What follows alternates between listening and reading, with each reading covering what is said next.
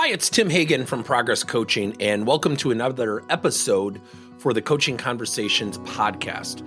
Now, we are on Stitcher, we are on iTunes, and multiple different channels. Please check us out. Now, one of the things that you'll get out of our podcast episodes is a lot of content, a lot of strategy. It's not fluff, it's not concept, yet we really want you to engage with the content and let us know your feedback. If you have any questions, feel free to reach out to us. If there's topics you'd love to have us address, we would love to share them with you. Let us know your impact and let us know your feedback. When leaders are faced with running and managing their teams, especially in the workplace, we often have to understand where things start. Yet we also have to understand how we can coach to solidify great teamwork. First, let's start with how teams are formed.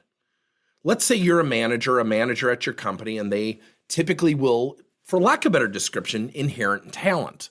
They'll have maybe 3 or 4 team members, and they might have to hire 2 or 3 team members down the road. And what happens is we have a collection of people that are formed together to do jobs. Now, let's think about this just for a second. Let's think about the interview process. Do we ask questions around what kind of teammate are you? What do you do as a great teammate? Where do you struggle as a teammate? See, here's the funny thing. If you're a leader and you have 6 to 10 people on your team, studies show 70% are going to be neutral or actively disengaged. 85% are going to lack self-awareness. Leaders already have it tough. And then what we do is we throw people together of different behaviors, different personalities, different goals, and we say, oh, we've got a job to do. Yet we want you to collectively work really well together. That's tough. Now, I'm not trying to oversimplify the discord of a team, yet that is how teams are formed. We hire individuals and we put them on the team. Sometimes we hire people based on the job expectations, the resume, the talent they bring. Yet, do we hire them to fit in with the team? Do we hire them because they're going to be a great teammate? Now, that's how things typically very high level start. Number 2, I want you to write this down. There are a number of actions leaders can take to solidify great teamwork, but I'm going to start with the first rule. Do not let work form the relationships. When we have a collection of people thrown together that have to be a team, we typically do so based on the merits of the work, meaning we have work to do. Do we understand each other? Do we know each other? Let me give you an example. There is a process that you can take. And when you think about the first 2 steps, awareness and commonality, are we even aware of each other?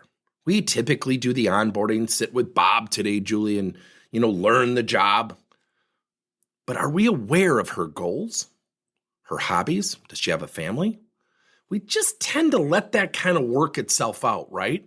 Yet when we become aware of each other, and then we find out that we have some things in common, like gardening or beach volleyball, or we love to read books or travel to Hawaii, what happens? The walls come down that typically are built when the work is the only thing that drives the work relationship. See, when work drives the relationship will feel like work. So, number 1, let's understand how teams are formed. Number 2, let's facilitate awareness and commonality of each other. Number 1, I would encourage all leaders to let their teammates get together, take breaks every 2 weeks for 15 to 20 minutes, and just update each other on one another's life and share what they're comfortable with. Now, somebody might say, wait a minute, that has nothing to do with work. You're darn right it doesn't. Now, so we have how our team's formed. And then number 2, we have awareness and commonality. Then number 3, we have something called foundational skills. I would encourage, and this is something we do here at Progress Coaching, fuel people's minds at a foundational level. So let's have a month of active listening. Let's have a month of handling conflict plausibly and professionally. Let's have a month of what does it mean to be a great teammate? Have monthly themes that fuel their minds with actions and activities. Now, I'll give you a little bit of a sales pitch. We have a whole process that does that. We have a whole framework where we work with leaders, we coach the leader, we coach the individuals, and we provide foundational skills with a coaching automation platform that we built. But the whole premise is, what really causes discord within teamwork? Is it our inability to produce the teamwork at a skill level? Or is it our inability to collaborate and cooperate as good teammates? So number 3, you have to have foundational skills. Handling conflict, attentive listening, active listening. What does it mean to be a great teammate? How to be supportive as a great teammate. We have to fuel people's minds. That's number 3. Number 4, we have to facilitate as leaders experiences.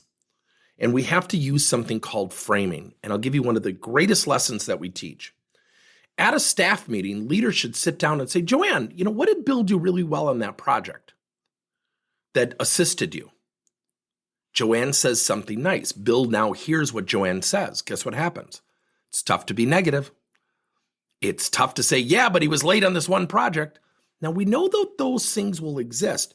Yet when you frame out questions, when you use questions that frame out positive responses, it builds momentum within the fiber. Then the leader can say, where do we have opportunities, without mentioning names, to raise our game? And oh, by the way, I'd love to have everybody on a note card write down one thing you individually need to improve to support the team. See, if we don't talk about the team is thrown together around this thing called work. If we don't formate a plan and formulate a strategy and facilitate that strategy through coaching experiences, framing questions, the team tends to evolve based on our ability to bring our skill sets to the team and do the work. Our advice is make sure people are aware of one another, get them to find out where they have things in common. They become more plausible, more likely to be better teammates with one another. Number 3, develop the mindset of foundational skills, active listening, engagement, being a great teammate, learning how to handle conflict in the event it arises, because it will. And then number 4, it's the coaching. What can leaders do? Number 1, more than anything, number 1, the leader has to coach the individuals based on their motivator. Where do they want to go? See, where leaders get in trouble is they try to motivate based on the job. See, if the only focus that team members have is on the work being done, they will find discord in it. Yet, if you're a team member and you're connecting with your teammates, you become aware of them, you find out some teammates where you have a lot in common with, and oh, by the way, you're prompted at staff meetings to talk positively about one another from your leader. And oh, by the way, every single month you're going through very micro type lessons that fuel your mind to be motivated, a better attentive listener, a better active listener, a better teammate, a better handler of conflict. Guess what happens? We have prepped the mind to continue the teamwork. And it's outside of the actual work. Again, when work drives the relationships solely, the relationships will feel like work. You have an opportunity, and if you are intrigued, fill out a link on our Team to You information gathering form, and we will send you some information on the product. We work with teams where we coach the leader and the individuals. We become a partner to the leader.